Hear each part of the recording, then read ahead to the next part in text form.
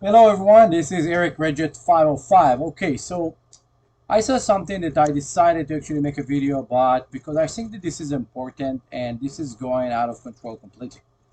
So, I want to talk to you guys about what the FAA is doing to aviation. Okay, so let's start here with the fact that the FAA reduced the time allowed for the knowledge test for pilots. So it used to be 2.5 hours, and right now it's going to be around like 2 hours. And they also add some questions and they make it a little bit harder. Now, here is the problem. So the last couple of years, it seems to be that the FAA don't really want people to fly, and I'm not talking about only about airplanes. I'm talking about model airplanes, drones. They got into anything and trying to stop people from flying. If you go back a little bit, right here, you can see that there is a shortage of pilots. Okay, everybody know that this is after the COVID. A lot of older pilots retired. A lot of other reasons. We lost a lot of pilots. Now, here is the problem. So whoever took ever the test, like they're making it complicated and they're asking you question that irrelevant to aviation at all. Some questions are important, okay? And I know that I have a lot of haters that we're gonna go ahead and try to talk bad mouth. Go ahead, put it on the algorithm. They absolutely love it. It brings more people. I'm okay with it. But so the big dream of most of you guys is to be in those airline cockpits. So here's what's going on. The way that they are going right now, we're never gonna get there. I'm not trying. I don't really care about that so much, to be honest. I just want to do like some aerobatic and fly for fun. But here is the problem. Little kids that want to fly model airplanes. We're in Los Angeles. The field over here is completely like getting terrorized by the FAA and by the Van Nuys Tower, lowering the ceiling of how high people can fly, the pattern. And again, we never have any incident, accident, or anything. They're a couple miles away one from another. And I guess that the people that actually taking the decision don't have a clue what they're talking about. And here you actually see it really good. And again, let's jump here. And again, the fact that they reduce the time allowed for testing, it's mean that there's going to be more pressure for people to try to guess some of the questions and be kind of losing it, fail the test. Making the test harder and asking question that, if the answer is one, and they're going to want you to go from the back door to figure out that it's one, it's something pretty stupid. They are trying to target the smarter people to be able to go and pass those tests, and it's not necessarily going to create better pilot. As you can see on the news, every day we have people crashing and dying with airplane, and those are very smart people that passed the knowledge test 100%. They did not fail one question, but those people know how to read and write and learn the bullshit. So those people know how to pass tests. So they are book smart, but they don't have any talent flying. And I know a lot of pilots, and I know a lot of pilots should not be actually flying. And of course, someone say, you should be one of them. Yes, probably, but I'm flying, okay? Deal with it. Now, here is the problem. This is one of the problems that they reduce the time, they make the test harder, and you don't have a sample of the test. So how do you study to something that you don't have the test? So they're telling you, oh, it's going to be the private pilot, learn the book, but you guys change what is in the book. Now, let's keep this for a second. Let's go over here, and it's kind of jumping in any other channel that they change it actually on March, some places in July, and they took some of the time out, but it's still costing, I think it's $179 to do this test, and then if you're gonna fail, you're gonna have to wait, I think it's like 30 days to do it again. And to pass it, it's about 70, I think it's 70% you have to get, and you pass, and then whatever question that you fail, probably like your examiner going to butcher you completely and try to actually see how to mess up your check right with that. Now, let's go here real quick to this. I just want to show you something for all the people who want to be pilot. When people become to be airline pilot, okay, and they're just starting, just so you understand that you're going to make more money in McDonald's or in a private business or cleaning the street. Okay, this is the first year, 6 year, and 12 years of people working on small airlines. So the $37,000, it's actually minimum wage. Okay, and I have a lot of friends that are pilots, and they have other businesses and other things that they need to back up their being a pilot. Okay, so it's not that luxurious thing, and I don't understand why the FAA such trying to choke people out of doing that, when again we're going back here and we have a shortage of pilots, and we have a shortage of good pilots. So if we don't have good pilots and you guys making this impossible to even get in, and then you're going against the model airplanes and the drones and tell them, yeah, you know what, we're not going to let you fly wherever you want, we're not going to get into the future of having more pilots. And think about this for a second. Flying cars, people dreaming about it for so many years. FAA make it impossible to people to fly a small sport airplane or to fly a small Cessna 172 or Piper Cherokee. Those are super easy to fly. That's being said, who doing anything about it? Nobody. You know why? Because nobody can. The FAA do whatever they want.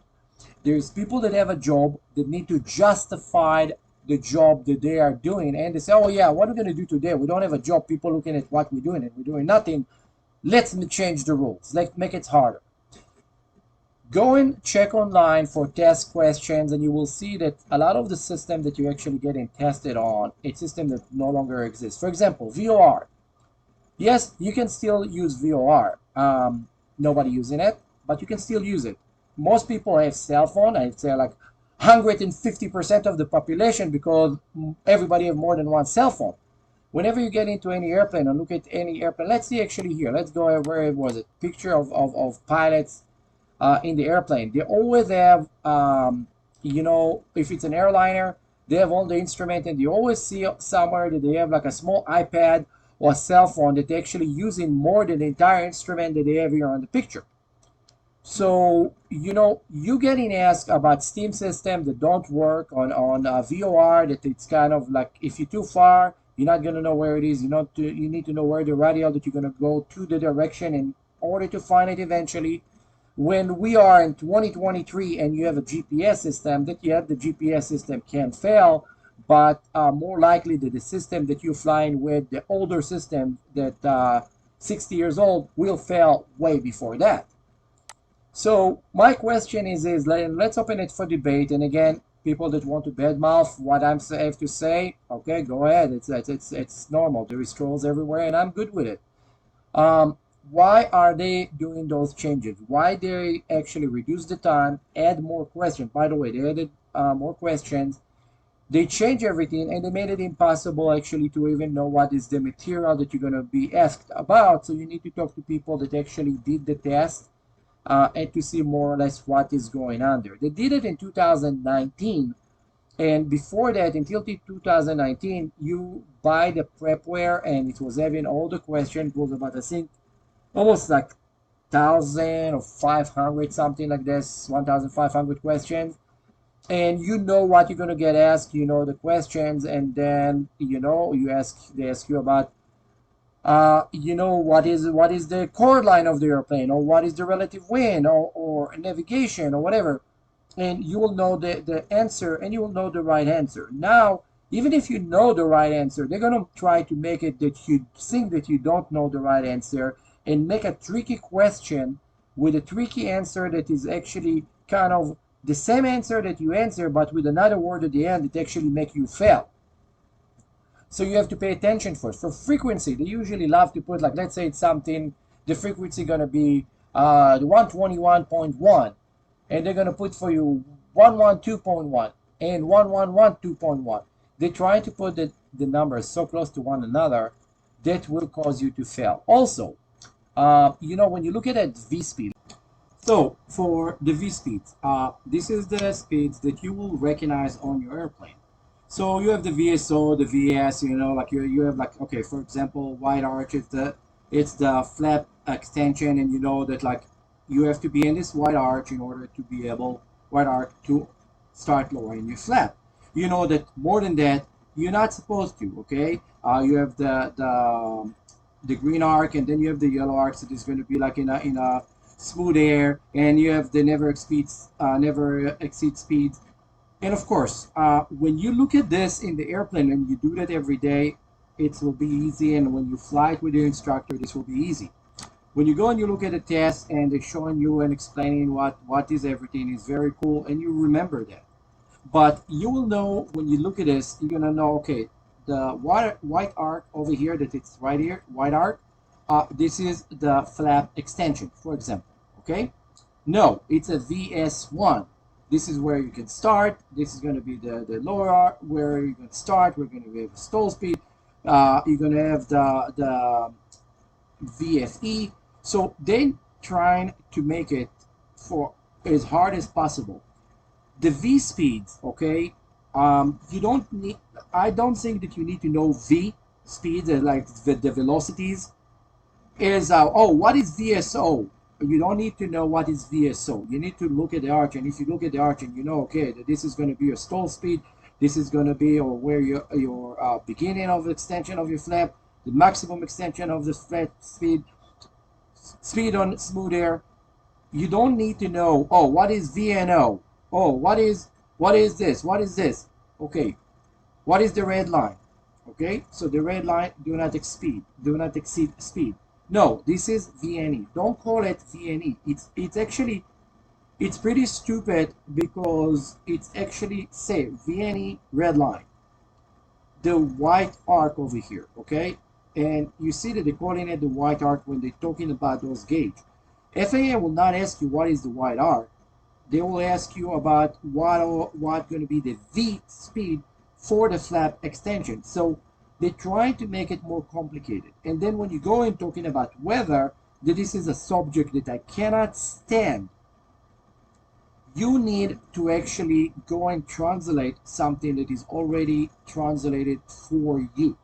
And if you stay out all the way to this video, please continue, because I'm going to show and explain real quick about the entire weather. That it's a subject that I really hate. So I want to explain about it real quick, and you guys are going to understand what I'm talking about. Even if you're not agreeing with me, stay for a second, I'm sure you're going to understand. Okay, so real quick, we jump over here to the aviation weather, okay, and then you need to know how to actually translate whatever written here. So if you're a new pilot, or if you're, like, you know, trying to become a pilot and you say, oh, wow, what is this? So this is how weather look like, and trying to make it like sophisticated, so people like, oh yeah, it's like you're going to be like a military, you're going to be a military pilot. No, it's not. The first letters, it's the airport, it's going to be KV and Y, and then there's going to be the date and the time is in Zulu. Let me explain to you something about what I think about Zulu, and I talked to someone about it a couple days ago, and he told me, yeah, it's pretty stupid. You are doing Zulu time, that it's the international coordinated time, that is actually in Greenwich, England. So when you fly your airplane in Los Angeles, in America, that we have our own time zone here, that is another stupid question on the aviation test. You are going on a Zulu time, like if you fly in an airliner. So I think that 99.99999 of the pilots, when they are flying, they're not going to fly with a small 350 to 500 mile range airplane, and needed the Zulu time to know what the time going to be if they're going to go across the ocean with it. This is something that, like, you know, again, for pilots that just want, and people want to enjoy aviation, this is a waste of time. Then you have the going to be like what direction of the wind and where it's coming from, and then you have like the visibility, and it's clear and everything. So this means that the statute visibility, it's clear, and then this is the dew point. The dew point, when it close one to another, you're gonna have fog and other stuff that you need to know. And then there is remark. Now, why this is not okay? Yes, you need to know that because this is what they want to make it sophisticated for their academia and FAA purpose. But look, there is a magic button. When you press here, it's got translated to you. So before you're doing your flight, you can look at that. When you're in your airplane and you're looking at your small tablet, And your tablet will give you all this information, especially with ADS-B that give you weather. We'll give you all this already translated. But at the test, you're not getting this. Absolutely not. You're not getting the small line. No, no, no, no, no, no, no. They taking the most complicated thing in the world with a lot of abbreviation that you're never gonna see in your life in 1,000 years. And they want you to know that, to waste your time. This is not gonna save your life, okay? When you go for a flight and you call a weather briefing, the briefer will tell you actually what's going to be the weather when you're doing a big long cross country. When you're trying to schedule an appointment, when you want to go to fly in the morning and you're 10 minutes away from the airport and you're looking at it and you say, okay, so I don't have ceiling. The ceiling is 700 feet. I cannot fly, obviously, so I should stay home today. But when you go to Decoded, you have everything over here. So you have ceiling 1,200 feet. You know, oh, great, 1,200 feet, visibility 10 miles, no wind. You have the altimeter even here set up. You're good to go. When you ever get to the airport and you're going to listen to the ATIS is giving you everything in very good details, and it will be exactly like reading the Decoded. It will tell you the temperature, it will tell you the dew point, it will tell you the altimeter, what to do in correction. Now, speaking about this thing, another stupid thing, very, very stupid thing that you have to know. 29.92, it's usually going to be the standard. Here it's 29.90. And then they give you also in millibar. Millibar, you know, this is for the metric system that I think that the worldwide need to go by the metric system and get rid of the stupid feet and knots and all the other stuff that we're dealing with, because again, they want you to know the time on England, but at the same time, you need to know millibar and inches. And some of the FAA questions are in millibar and some of them are in inches. When you are testing here in America, and you're probably never going to see millibar here on the radio. Oh, the temperature going to be 1011 millibars. No, you're never going to hear that, because they're talking here in the standard that it's the inches, the 29, whatever. Okay, so this is stuff that they like to do, and this is why people fail. This is people with get into aviation and taking a couple flight and going and say, okay, oh yeah, I need to solo, and then the solo, and then the instructor tell them, okay, you need to go and do the written test, and then they get a study material and they study, and then they go in and try to do reading test and they failed. And there's a lot of people that failing, and they say, oh wow, what am I gonna do now? I'm so stupid. No, you're not stupid. You're actually a brilliant person, but they don't give you the opportunity to give them the right answer because they're confusing you. And this coming to another point, please, people with dyslexia, okay, if you suffer from dyslexia, FAA don't want to help you. I just want you to know about that, okay? They have on their website saying that they're going to give you a longer time, and you can actually get a software that will read for you the question, so it's easier, because it's very confusing. And the numbers that you see like on the screen you cannot make it bigger. So you see, I think it's text number 11 or 12, so it's smaller letters, so it's very hard and it's very confusing. People with dyslexia, it's people that are not stupid. It's people that have problem to passing tests, and it's because reading and writing, it's something new to the world. It's something that exists for the last actually 150 years. Even less than that got forced on people, and then all the testing come, and a lot of people cannot deal with it.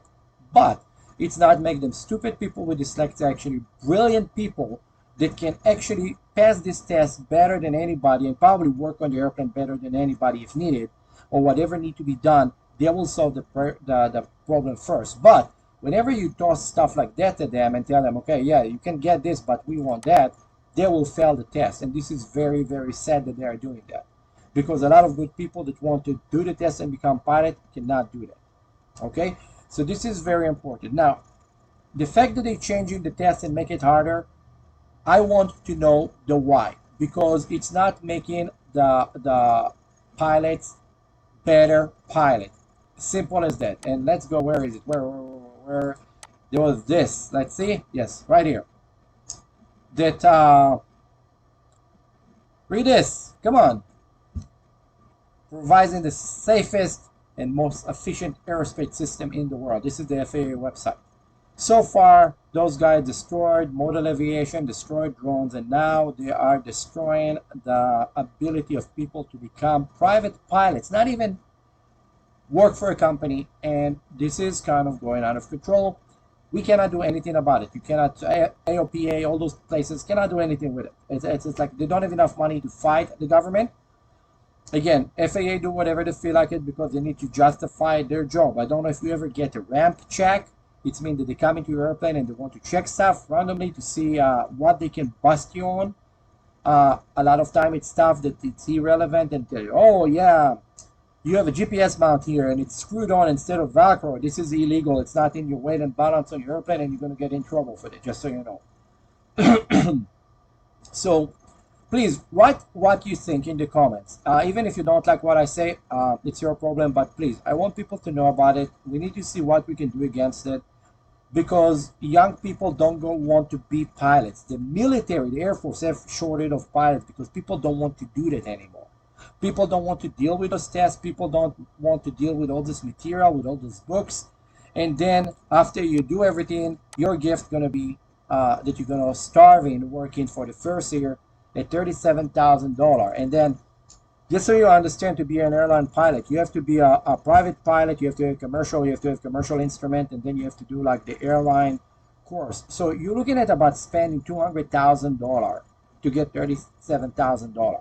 You're not going to go to law school and pay $200,000 in order to get $37,000. A lot of people actually do, because there's a lot of dumb people right now go to university and they actually can pass tests, but nobody will take them to work. Because the reason I mentioned earlier with the people with the dyslexia, some people can pass tests, but they are dumb. So they can satisfy the authorities with their reading and writing skill, but they're not going to be able to actually perform any job ever. Now, the last thing that I want to talk, if you're already talking about the FAA, that you're reducing the allowed knowledge time and causing all those problems, trying to make better pilot. You, as a pilot, and I will make another video on it, okay? You, as a pilot, after you got your license, you consider stupid, okay? You're not allowed to touch your airplane. They think that you have no knowledge. They think that you are an idiot. They think that if you own your own airplane, you should not touch it because it's going to fall away and crash. It's going to fall from the sky. So the only thing that you're allowed to touch on your airplane is going to be to change a light bulb, okay? You can change the oil on your airplane. You can do that yourself, but you know, everything else you have to take it to actually a certified EMP that will butcher your ass with the prices. Okay, so every year you're going to have an annual. You're going to give it to someone that will take the airplane apart, put it back together, and whenever airplane crash, they'll say, this airplane just finished an annual inspection. We don't know what happened. Well, maybe when you keep pulling up the spark plug and putting it back in, after the technician gone to his lunch and said, oh, I'm going to close it back later, and did not torque it to the right speed, or did not pay attention to what he's doing. Because when you see some of those people that pass the test and they cannot actually do the work, we are in a very, very bad situation right now, and FAA make it harder for people. You're not allowed to touch your airplane, but you need to put your life on a trust of a guy that maybe don't know what he's doing because he passed a test that the FAA actually give him because you know how to read and write it. And this is another serious problem. And you need to know about that because, again, they're doing something right now that is very suspicious for me. Why are they doing it? I really want to know the why. Why to add more question and reduce the time when, as it is, people are avoiding to go and doing it. Why to make it hard? See you in my next video. Again, all the trolls that like to kind of try to talk shit, go ahead. I love you guys. Put whatever you want over there. But I thought that I should open my mouth about this because I'm flying since I was like 16. And I was actually involved in Europe in a group that for military that was taking kids and let them fly gliders and then pipers, and make sure that aviation is affordable and make sure that people are going to be able to do that. But it seems to be that in America, the FAA trying to actually push people away from aviation, and we need to see like how to fight this thing back because this is a very unfair. Again, if you did your test before 2019, you got series of questions that you know what you're going to get tested on. So it's not that you will learn the right answer. If you know the right answer to the test and you know that this is the problem and this is the solution, when you fly, this is the problem and you know the solution. When you go and you do a test and they give you this is the problem and this is 10 solution and they're all very close one to another and you pick up the wrong one and you remember the wrong one because you think that this was the right one, you're going to do the same mistake in the air because you already failed the written test on it because the previous one you learned what was the right answer and now you're going to have to figure out what the right answer. And there is a big difference between knowing and need to figure out something. So it's easier for people to learn and know what need to be the right answer versus like people that actually gonna say, okay, yeah, but it's a green, but it's a light green to orange or whatever. This is how they're gonna give you the question. See you in my next video. Don't stop flying, do whatever you like, and watch my aerobatic videos.